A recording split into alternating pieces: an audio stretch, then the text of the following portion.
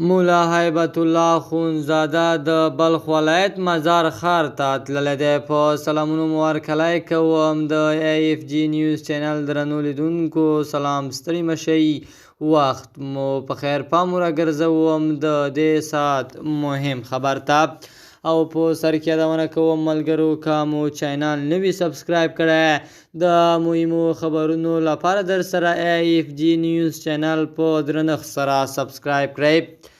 په بلخ ولایت کې باوري سرچینې وایي چې د طالبانو مشر هیبت الله خونزاده بلخ ته تللی دی.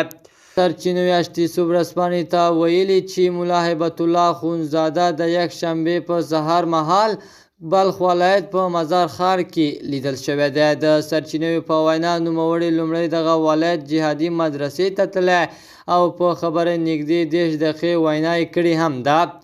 بلخ ته د مولا هیبت الله له سفر سره هم مهاله د دغه ولایت اوسیدونکي هم ویلي چې ښار کې نظامي بڼه خپره کړې ده. طالبانو تر اوسه په دې اړه رسمي څه نه دي ویلي. مولا هیبت الله خونزاده له دې وړاندې هم ځینو ولایتونو ته سفرونه کړي دي. له بلې خوا طالبانو خپل قوماندان حمید خراساني ونیو. طالبانو په حمید خراساني مشهور خپل یو قوماندان نیولی او له هغه څخه یې موټر او وسلې ضبط کړي. د لومړنیو معلوماتو له مخې دغه کسان هم خالص الله شوي او دی په خپله نامعلومې لوري ته وړل شوی دی. د طالبانو دغه نازدانه قوماندان څو ځله پخوا هم نیول شوی و او بیرته خوشي شوی دی.